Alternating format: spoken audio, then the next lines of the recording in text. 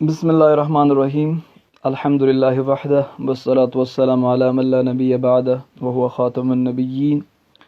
Dear students, السلام علیکم ورحمۃ اللہ وبرکاتہ۔ آج ہم حاضر ہیں اپنے تیسرے لیکچر کے ساتھ۔ ہمارا آج کا لیکچر ہے A Brief History of Muslim Rule in India from 712 to 1857۔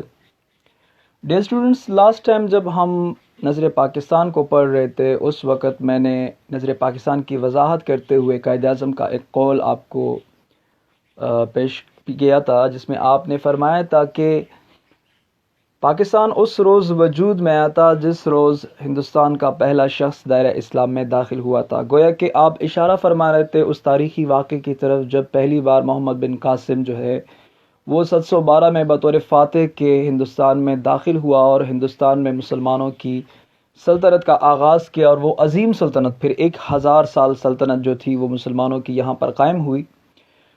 تو آج ہم اس لیکچر میں اس عظیم سلطنت کو اجمالی طور پر پیش کرتے ہیں کہ کس طرح مسلمانوں نے یہاں پر حکومت کا آغاز کیا، کیا وجوہات تھیں، اور پھر کس طرح کن کن ڈائنیسٹیوں نے یہاں پر حکومت کی اور کیسے ان کا خاتمہ ہوا۔ تو یہ ہمارے اس کلاس کا آبجیکٹو ہے۔ سب سے پہلے بات کرتے ہیں اس کے بیک گراؤنڈ میں۔ تو ڈیئر اسٹوڈنٹس، آپ کو معلوم ہونا چاہیے کہ محمد بن قاسم کے 712 کے اٹیک سے پہلے، بلکہ ایون کہ اسلام کی آمد سے پہلے، ہندوستان میں عرب کے جو تعلقات تھے ہندوستان کے ساتھ وہ اسلام سے پہلے بھی موجود تھے۔ عرب تاجر یہاں پر آتے تھے اور مختلف قسم کی چیزیں، اسپائسز، ایوری، مسالہ جات وغیرہ یہاں سے لے کر عرب جاتے تھے اور وہاں سے ان کو یورپین کنٹریز میں ایکسپورٹ کرتے تھے۔ جب اسلام آیا تو مسلمان تاجر یہاں پر جب آتے تھے تو وہ ان کے پریچنگ سے کوسٹل ایریاز کے کچھ ہندوستانی جو تھے وہ مسلمان ہو چکے تھے، لیکن وہ آٹے میں نمک کے برابر تھے۔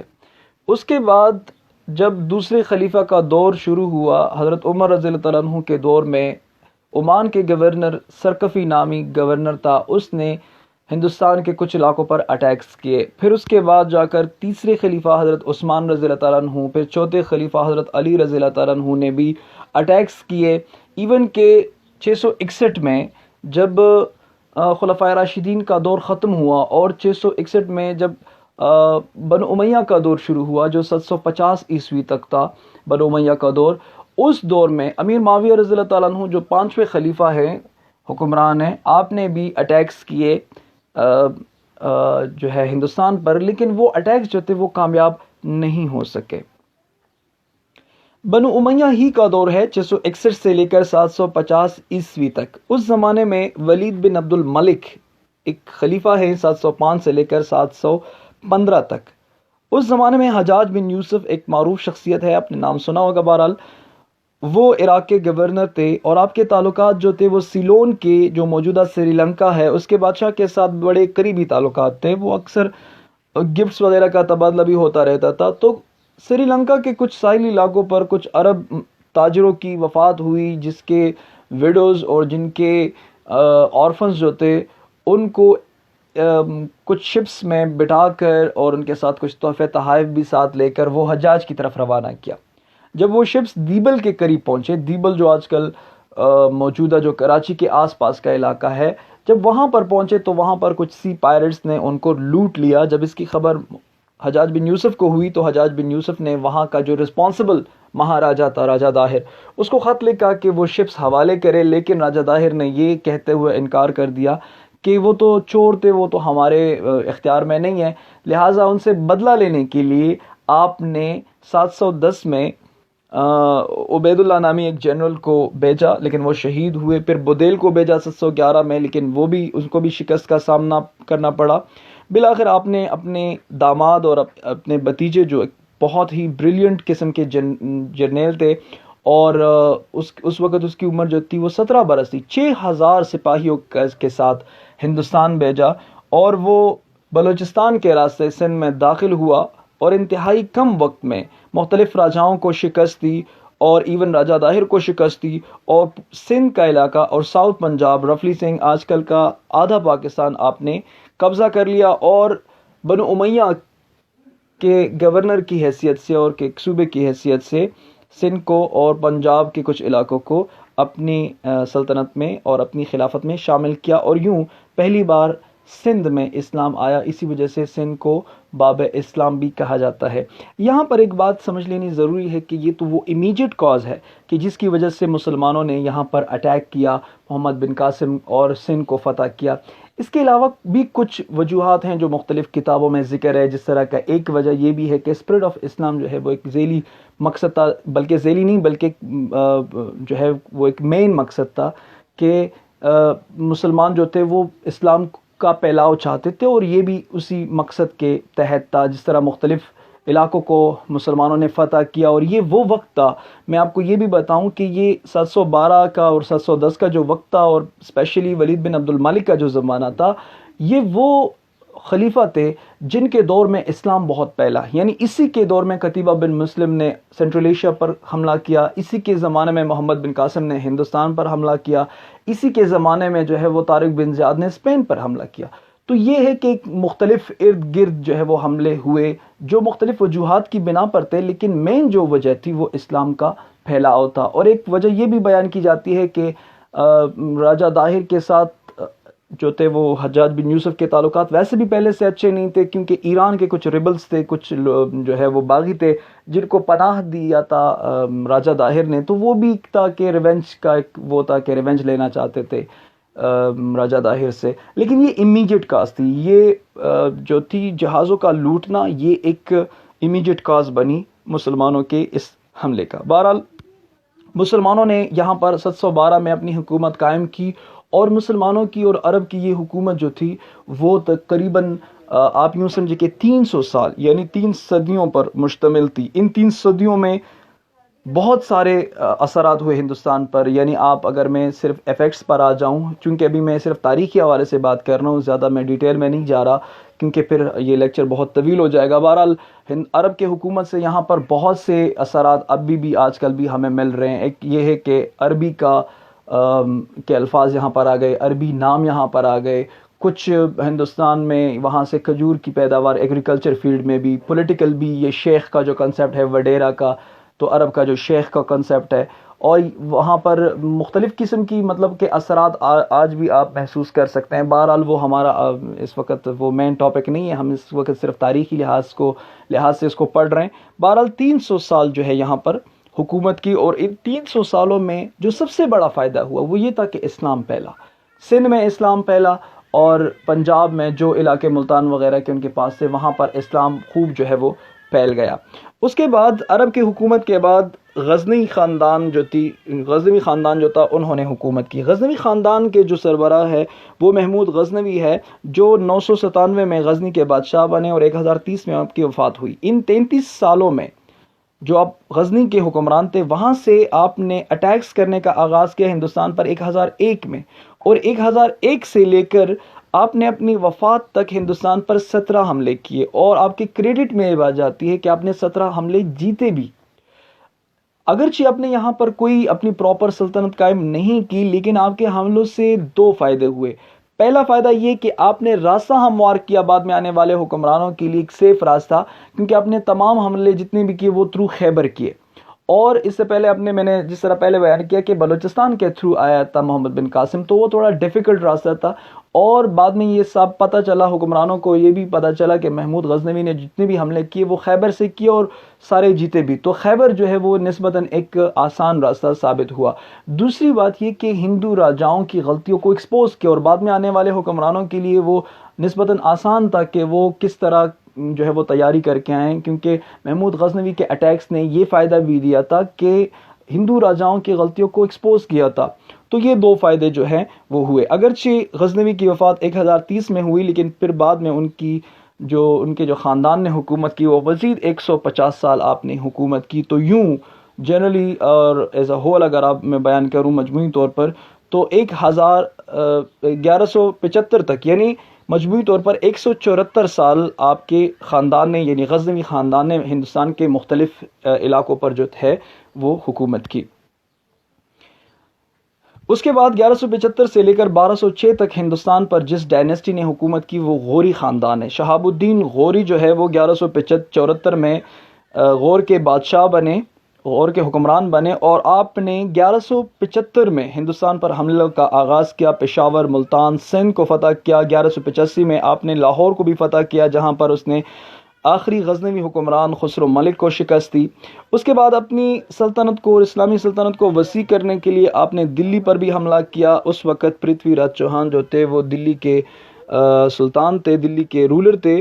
1191 میں آپ نے تارائن کے مقام پر پرتھوی راج چوہان کے خلاف جنگ لڑی لیکن ناکامی کا سامنا کرنا پڑا. پھر اس کے بعد ایک سال تیاری کرنے کے بعد دوبارہ 1192 میں ترائن کے مقام پر دوسری ترائن کی لڑائی لڑی گئی پرتھوی راج چوہان کے خلاف، جس میں پرتھوی راج چوہان مارا گیا اور یوں دلی بھی شہاب الدین غوری کے کنٹرول میں آ گیا. تو اس لیے شہاب الدین غوری نے نہ صرف موجودہ پاکستان بلکہ دلی کو بھی اپنی سلطنت کا حصہ بنایا اور یہاں پر اپنے ایک بہت ہی ایبل جنرل جو ہے اپنے غلام قطب الدین ایبک کو یہاں کا گورنر دلی اور لاہور کا بنایا اور خود واپس افغانستان چلے گئے.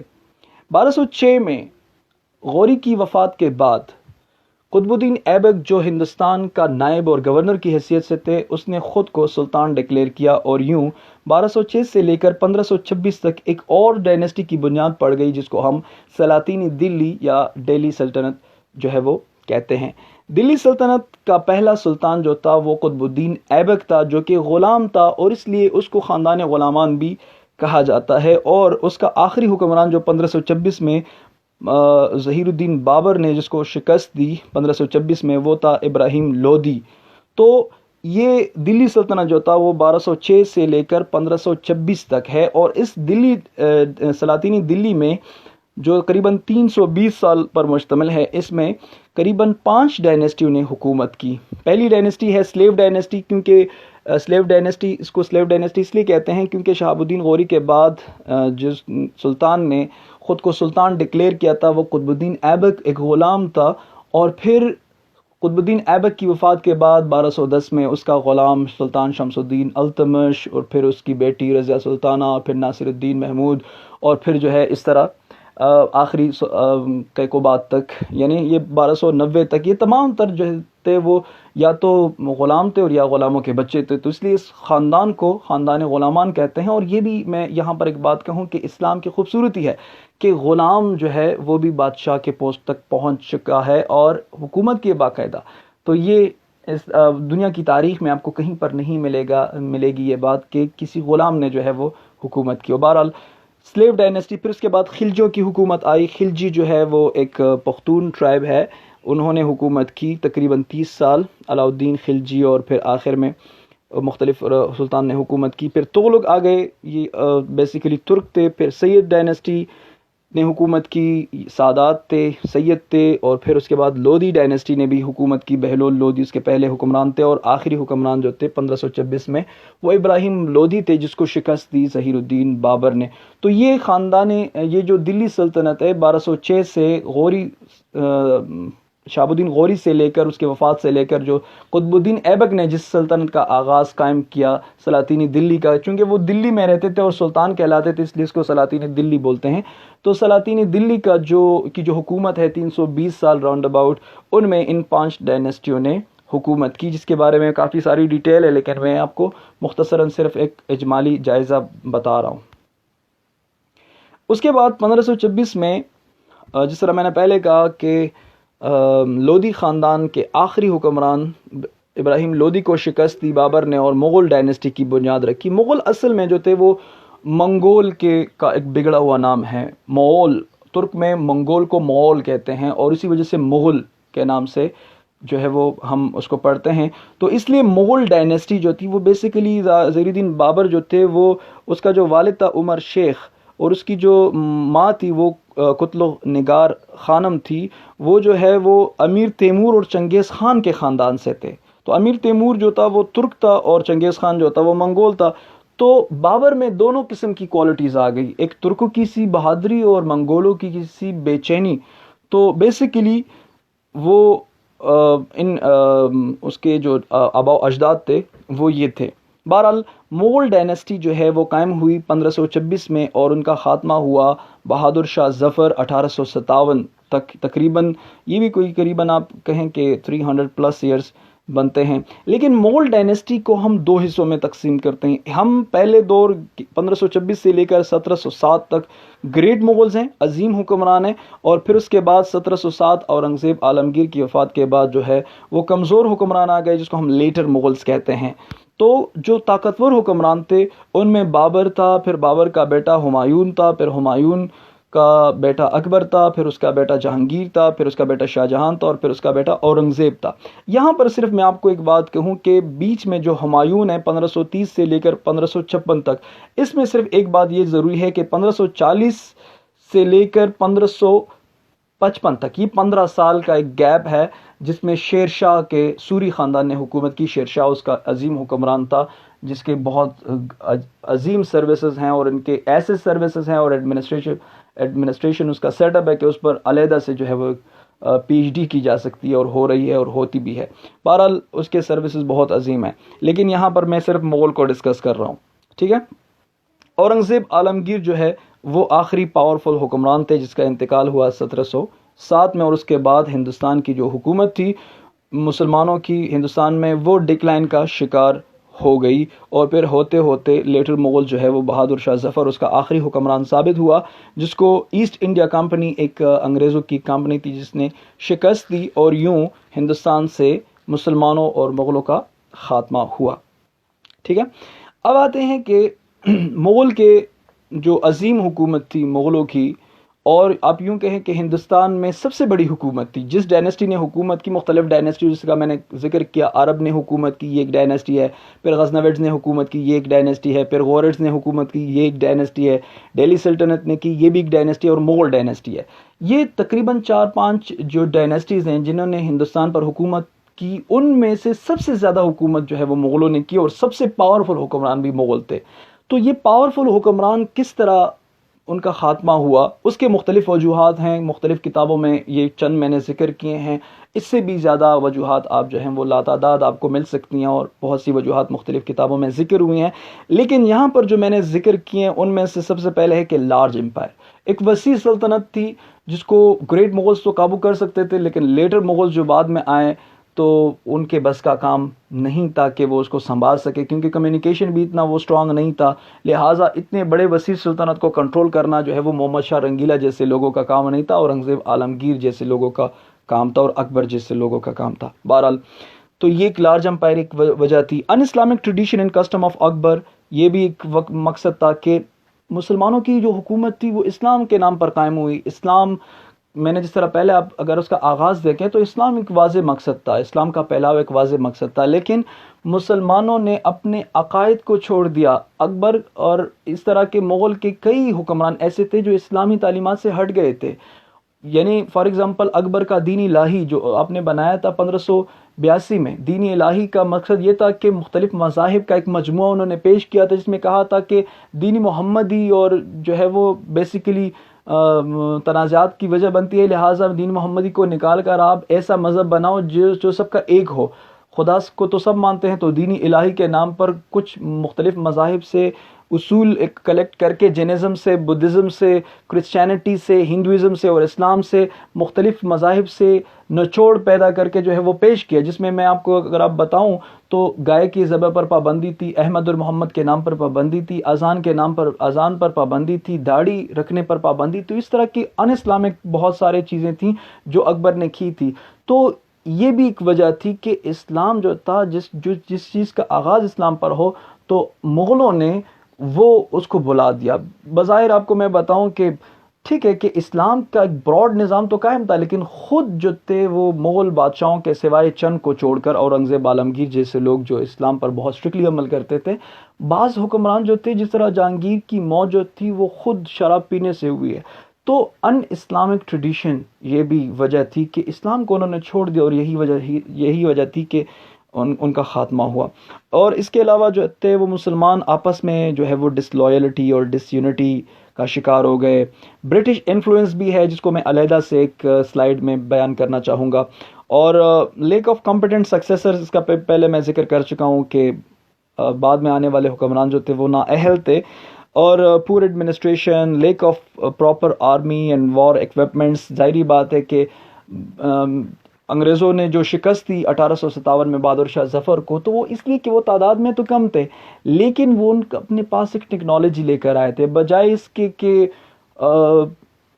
جو مغل تھے وہ اپنے دور میں تعلیم کو اور سائنس اور ٹیکنالوجی کو فروغ دیتے اور اسلحہ بناتے، جدید اسلحہ اور جدید ایجوکیشن اور جدید نالج پر وہ فوکس کرتے. انہوں نے زیادہ تر فوکس جو ہے کیا وہ کیا جی عمارات بنانے پر. وہاں پر جو ہے وہ جہانگیر کا مقبرہ تعمیر کرو، یہاں پر تاج محل تعمیر کرو، وہاں پر باغ تعمیر کرو، وہاں پر فلاں چیز تعمیر کرو. تو یہ عمارات بنانے میں زیادہ پیسہ جو ہے صرف کیا اور جدید تعلیم کی طرف کوئی ان کا رجحان نہیں تھا. تو یہ بھی ایک وجہ تھی کہ وہ ختم ہوئے. اور آخری بات جو تھی وہ تھی وار آف سکسیشن اور ریبیلینس. یعنی اتنی عظیم سلطنت کی ایڈمنسٹریشن اتنا وہ تھا، اچھا تھا، لیکن کچھ چیزوں میں ایڈمنسٹریشن جو تھا وہ کمزور تھا. فار ایگزامپل سکسیشن کے لیے کوئی رولز نہیں تھے کہ بادشاہ بنے گا تو آئندہ کون بادشاہ بنے گا، تو اس کو پراپر کوئی انتظامات نہیں تھے. اسی وجہ سے ایک بادشاہ مرتا تو ان کے بیٹے جو تھے وہ آپس میں لڑنا جھگڑنا شروع کر دیتے تھے، اور ایک وقت میں کئی بار تو 3 4 حکمران ہوتے. تو یہ ڈس یونٹی اور ڈس لائلٹی اور جو تھی وار آف سکسیشنز اور ریبیلینز، یہ وہ تمام تر وجوہات تھی جس کی وجہ سے یہ عظیم سلطنت جو ہے وہ ڈکلائن کا شکار ہو گئی ہے. اس کے بارے میں ڈیٹیل سے جاننے کے لیے میں نے یہ نیچے لنک شیئر کیے ہیں. اس نیچے لنک پر کلک کرے تو آپ کو مزید وہ صحیح ڈیٹیلز کے ساتھ آپ کو وہ ریزنز جو ہیں وہ ڈکلائن کے وہ مل جائیں گے. آخر میں ایک چیز ضروری سمجھنا چاہوں گا، چونکہ بعد میں آنے والے لیکچرز میں بھی اس کا اثر رسوخ ظاہری باتیں ہوگا، اور آخری اس کے بعد لیکچر میں ہم برٹش امپائر کو پڑھیں گے کہ پھر برٹش نے یعنی برطانیہ نے جو ہندوستان پر حکومت کی 1857 سے لے کر 1947 تک، یہ 90 سال جو برطانیہ نے حکومت کی ہے، تو اصل میں مسلمانوں سے حکومت حاصل کی تھی برطانیہ نے. ایسٹ انڈیا کمپنی ایک کمپنی تھی جو بنی 1600 AD میں لنڈن میں بنی. 1608 میں مغل دور میں جہانگیر کا دور تھا بیسیکلی، وہ آئے اور انہوں نے یہاں پر جو ہے وہ اجازت مانگی کہ ہم یہاں پر تجارت کرنا چاہتے ہیں. جہانگیر نے ان کو اجازت دی اور انہوں نے تجارت کرنے کا آغاز شروع کیا، تجارت کا آغاز کیا.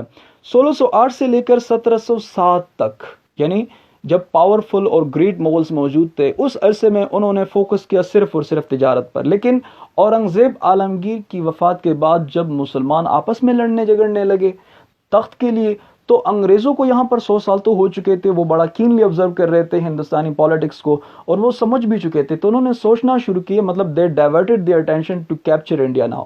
تو انہوں نے اپنا ایک مطلب ہے کہ ڈائیورٹ کیا اپنے انٹینشنز کو کہ وہ ہندوستان کو فتح کر سکتے ہیں، اور اس لیے انہوں نے آئندہ 50 سال تیاری کی، فورٹیفیکیشن کی، چھوٹے چھوٹے قلعے بنائے اور سیکیورٹی کے نام پر آرمی جو ہے وہ بھرتی کی.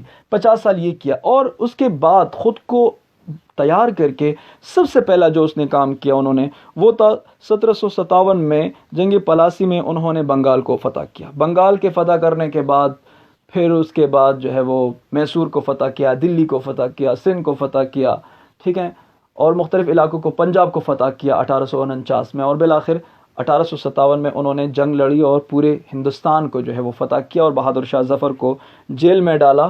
وہاں پر اس کی وفات ہوئی 7-8 سال بعد، اور بالآخر 1857 سے لے کر 1947 تک پھر آپ یوں کہیں کہ ہندوستان پر انگریزوں نے باقاعدہ براہ راست ہم پر حکومت کی ہے لندن سے، اور یوں ہندوستان میں مسلمانوں کا خاتمہ ہوتا ہے. تو یہ مختلف چیزیں ہیں کہ کس طرح مسلمان جو ہیں، کیا وجہ تھی کہ مسلمان جو ہیں انہوں نے ہندوستان پر حملہ کیا، اپنی حکومت قائم کی، پھر آہستہ آہستہ کن کن ڈائنیسٹیوں نے حکومت کی وہ بھی میں نے آپ کو مختصراً کر کے بتا دیے، اور پھر کیا وجوہات تھی کہ اس کا ڈکلائن ہوا وہ بھی آپ کو میں نے بتا دیے، اور پھر ایسٹ انڈیا کمپنی کے حوالے سے بھی میں نے آپ کو بتا دیا کہ کیسے کمپنی قائم ہوئی، کس نام سے آئی، کب آئی، اور پھر کس طرح انہوں نے اپنے اٹینشنز کو ڈائیورٹ کیا، اور پھر کس طرح انہوں نے تیاری کی اور مسلمانوں کا خاتمہ کیا. تو یہ ہمارا جو تیسرا ٹاپک تھا کہ a brief history of Muslim rule in India, 712 سے 1857 تک مسلمانوں کی جو تاریخ ہے ہم نے اس کو بریفلی سمجھنے کی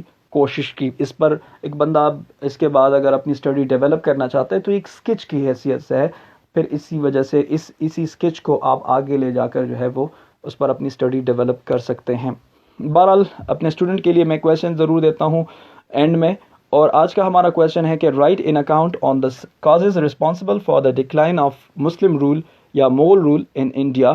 یعنی ایک اکاؤنٹ، ایک ڈیٹیل اکاؤنٹ کہ وہ کازز کیا تھے جو ذمہ دار تھے، جو رسپانسبل تھے مسلمانوں کی جو ڈکلائن ہے ہندوستان میں، اس کے حوالے سے جتنے بھی کازز ہیں جو رسپانسبل ہے اس کے لیے، مسلمانوں کی ڈکلائن کے لیے، اس پر ایک ڈیٹیل اکاؤنٹ لکھیں.